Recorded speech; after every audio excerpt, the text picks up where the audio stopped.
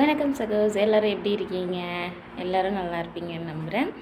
Video பார்க்குறீங்க, subscribe பண்ணிவிட்டு பார்த்தா நானும் சந்தோஷப்படுவேன். இன்றைக்கும் ஒரு குட்டி ஸ்டோரி தான். ஒரு விவசாயி, கொஞ்சம் பெரிய விவசாயி தாங்க. இன்னும் நிறைய நிலம் வச்சுருக்காரு. அதில் வர்ற வருமானத்தை வச்சு அவர் ஃபேமிலியை ரன் பண்ணிவிட்டு ரொம்ப சந்தோஷமாகவும் மன நிறைவோடும் இருந்தாராம். அப்போ அந்த பக்கம் அந்த ஒரு யோகி சொன்னாராம், உனக்கு தெரியுமா வைரத்தோடைய மதிப்பு இப்படி அப்படின்னு சொல்லி அந்த வைரத்தை டைமண்ட்ஸை பற்றி நிறைய அந்த விவசாயிக்கிட்ட சொல்லி விவசாயிக்கு அந்த டைமண்ட் எப்படி இருக்கும் அதை நம்ம சேர்க்கணும் அப்படின்ற ஆசை வந்துருச்சு. உடனே கொஞ்ச நாள் இப்படியே இருந்தார். அதுக்கப்புறமா ஃபேமிலி கூட ஒரு டச் இல்லை, சரியான வேலை பார்க்க முடியலை.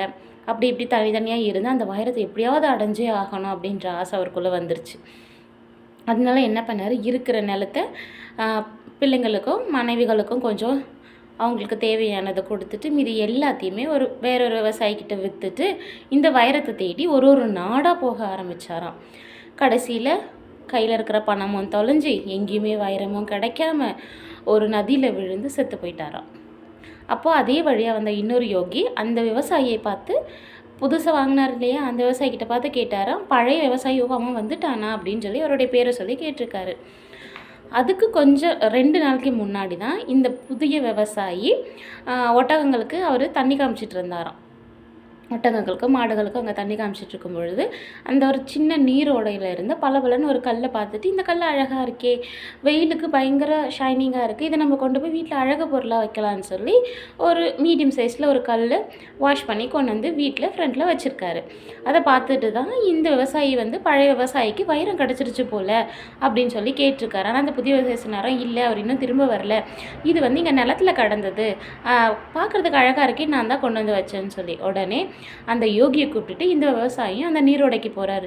அங்கே போய் பார்த்தா இதே மாதிரி நிறைய கற்கள் இருந்திருக்கு. அதை எடுத்து அவங்களும் டெஸ்டிங்காக அனுப்பிச்சிருக்காங்க. அதுக்கப்புறமா தான் கண்டுபிடிச்சிருக்காங்க அது எல்லாமே உண்மையான வைரங்கள் அப்படின்னு சொல்லிட்டு.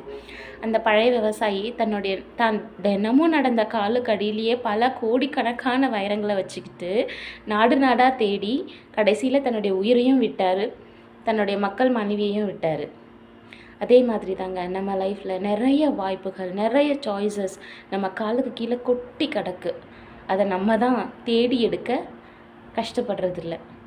கண்டிப்பாக உங்களுடைய வாய்ப்புகளையும் உங்களுடைய லக்கையும் நீங்கள் தேடி கண்டுபிடிச்சிங்கன்னா கண்டிப்பாக நீங்களும் சக்சீட் ஆகலாம். இல்லைன்னா அந்த விவசாயி மாதிரி இருக்கிறதையும் எழுந்து கஷ்டம்தான் படணும். Bye bye.